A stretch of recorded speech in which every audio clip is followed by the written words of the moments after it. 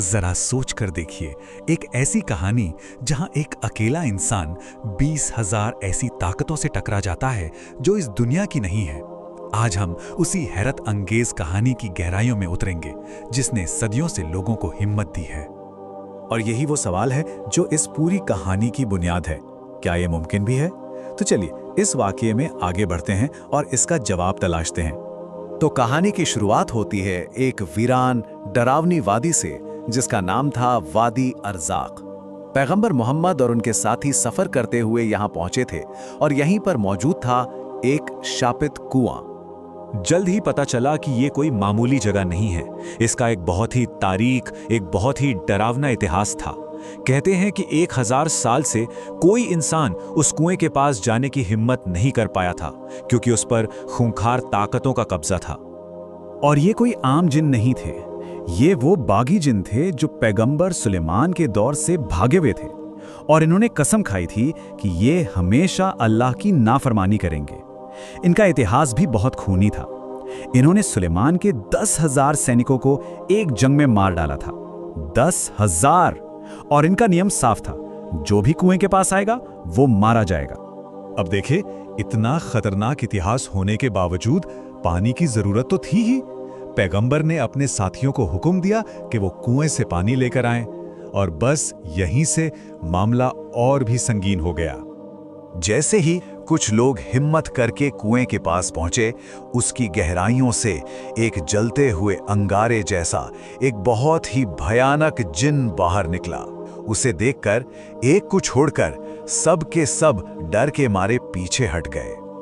लेकिन एक बहादुर सहाबी हजरत अबुल आस अपनी जगह पर डटे रहे। उनके दिल में सिर्फ एक बात थी, ये अल्लाह के रसूल का हुक्म है और चाहे जान भी चली जाए इसे पूरा करना है।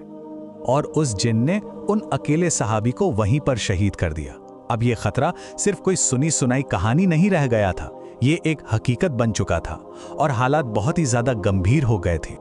जब हालात इतने बिगड़ चुके थे, तभी कहानी का रुख बदलने के लिए एक आसमानी पैगाम आया, एक ऐसा पैगाम जो सब कुछ बदलने वाला था।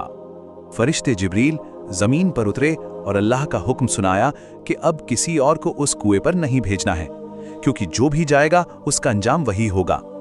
तो फिर कौन जाएगा? संदेश बिल्कुल साफ था। इस बुराई का सामना करने के लिए सिर्फ एक ही शख्स को चुना गया था, वो जिसे उसकी बेमिसाल बहादुरी के लिए शेर खुदा यानी अल्लाह का शेर कहा जाता था, हजरत अली। और अब हजरत अली उस कुएं के पास पहुंचे, लेकिन उनके अंदाज में डर नहीं था, बल्कि एक रौब था, एक अथॉरिटी थी। उन्होंने वहां पहुंचते ही हमला नहीं किया। जंग से पहले उन्होंने जिनों को एक मौका दिया और उनके सरदार के सामने 3 सीधी सीधी शर्तें रखीं। या तो इस्लाम कबूल कर लो, या ये जगह छोड़ के चले जाओ, या फिर जंग के लिए तैयार हो जाओ। लेकिन जिन्नों के सरदार का जवाब तकब्बुर और घमंड से भरा हुआ था। उसने मजाक उड़ाते हुए कहा कि जिस इस्लाम की बात तुम कर रहे हो उसे तो हम हजारों साल पहले ही ठुकरा चुके हैं, हम कभी नहीं झुकेंगे। और इस जवाब के साथ ही बातचीत के सारे रास्ते बंद हो गए। अब वक्त था फैसले का, अब वक्त था जंग का। हजरत अली ने अपनी मशहूर तलवार जुल्फिकार निकाली और एक ही बार में उस घमंडी सरदार का सिर धड़ से अलग कर दिया। लेकिन ये तो बस इस भयानक जंग की एक शुरुआत थी। अपने सरदार को मरता देखकर कुएं के अंदर से हजारों हजार जिन एक साथ बाहर निकल पड़े। कहते हैं उनकी चीखों से जमीन और आसमान तक कांप उठे थे।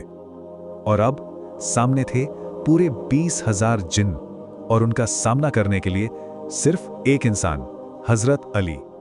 उन्होंने अपनी कमर में रस्सी बांधी और उस अंधेरे कुएं में उस पूरी फौज का सामना करने के लिए अकेले ही उतर गए। कुएं के अंदर एक जबरदस्त जंग हुई और जब शेर खुदा की ताकत के आगे जिन्नों को अपनी हार साफ नजर आने लगी तो बचे हुए सब ने हथियार डाल दिए और इस्लाम कबूल कर लिया। तो ये अविश्वसनीय कहानी सिर्फ एक जंग की दास्तान नहीं है, यह हमें बहुत कुछ सिखाती है। इससे हम क्या सबक ले सकते हैं? देखिए, इससे कुछ बातें बिल्कुल साफ हो जाती हैं। पहली ये कि जो सही रास्ते पर होते हैं अल्लाह की मदद उनके साथ होती है। दूसरी कि सच्ची हिम्मत जो मजबूत ईमान से पैदा होती है वो किसी भी खतरे पर काबू पा सकती है। और ये भी कि सबसे बड़े बागी को भी सही रास्ते पर लाया जा सकता है। और आखिर में ये कहानी हमें एक सवाल के साथ छोड़ जाती है।